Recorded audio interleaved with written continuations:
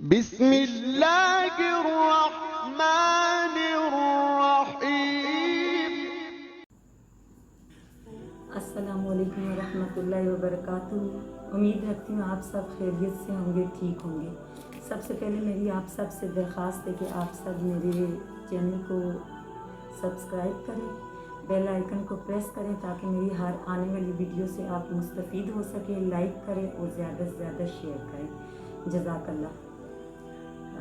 سب سے پہلے آپ لوگوں سے آج کی ویڈیو کا آغاز کرنے سے پہلے ایک بات کہنا چاہتی ہوں، آج کا وظیفہ بتانے سے پہلے ایک بات کہنا چاہتی ہوں کہ آپ لوگ مشکلات کو کبھی بھی اپنے اوپر حاوی مت ہونے دیں، کیونکہ اللہ رب العزت مشکلات سے بہت بڑا ہے، بہت زیادہ بڑا ہے۔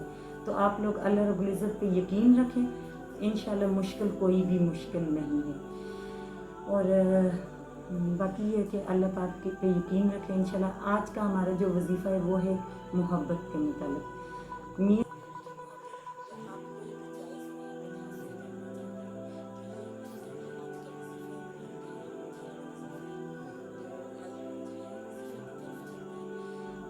یہ ہے یا ودودو کا وظیفہ ہے۔ یہ آپ نے جمعے کے دن جمعے کے نماز کے بعد کرنا ہے، اور اس کو آپ نے پہلے ایک تسبیح، ایک 100 والی تسبیح جو ہے، یعنی 100 مرتبہ آپ نے درود ابراہیمی پڑھنا ہے، پھر 3125 مرتبہ یا ودودو پڑھنا ہے، اور پھر آپ نے ایک تسبیح درود ابراہیمی کی پڑھنی ہے۔ یہ جمعے کے دن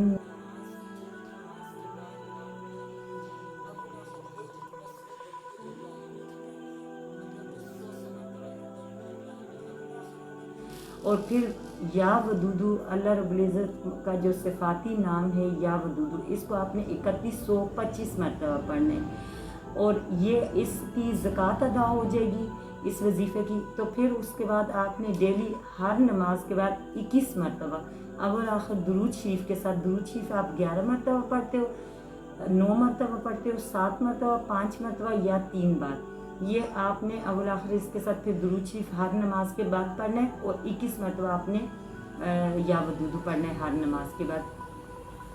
ایک دفعہ آپ کو پھر سے سمجھا دوں کہ جمعے کے دن آپ نے نماز کے بعد، نماز ظہر کے بعد، یعنی آپ نے جمعے کی نماز پڑھی اس کے بعد آپ نے 3125 مرتبہ یا ودودو، جو اللہ رب العزت کا صفاتی نام ہے، آپ نے وہ پڑھنا ہے، اور اس کے بعد آپ نے یہ اول آخر درود شریف کی، درود ابراہیمی کی ایک ایک تسبیح، یعنی کہ 100 دفعہ اول اور 100 دفعہ آخر آپ نے درود ابراہیمی پڑھنا ہے، اور بیچ میں 3125 مرتبہ آپ نے یا ودودو اللہ رب العزت کا صفاتی نام پڑھنا ہے، اور اس کے بعد یہ زکوٰۃ ادا ہو جائے گی اس کی۔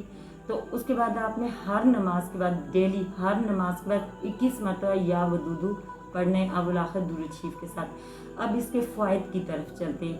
اس کا فائدہ یہ ہے کہ اگر میاں بیوی ایک دوسرے کے لیے کرتے ہیں تو اس کے لیے انتہائی مجرب ہے۔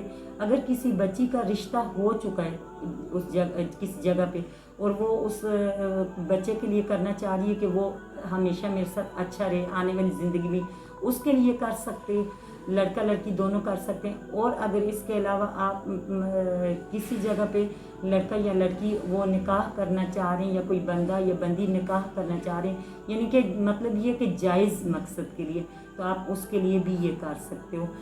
جزاک اللہ۔ میری دعائیں ہیں کہ آپ سب ہمیشہ خوش رہیں، آباد رہیں۔ میں آپ سب کو اپنی دعاؤں میں ہمیشہ یاد رکھوں گی، اور آپ سب سے درخواست ہے کہ آپ سب نے مجھے ہمیشہ دعاؤں میں یاد رکھنا ہے۔ یہ جو مجرب وظیفہ میں نے بتایا، یہ آپ اپنے بہن بھائی کا ایک دوسرے کے لیے کر سکتے ہیں، ماں باپ اپنی اولاد کے لیے کر سکتے ہیں، اولاد اپنے ماں باپ کے لیے کر سکتے ہیں۔ کوئی بھی جائز رشتہ ہے، لیکن اگر جو بھی شخص ناجائز کے لیے کرے گا وہ اس کا نتیجہ خود ہی بھگتے گا۔ تو ناجائز نہیں کرنا، جائز کسی بھی مقصد کے لیے۔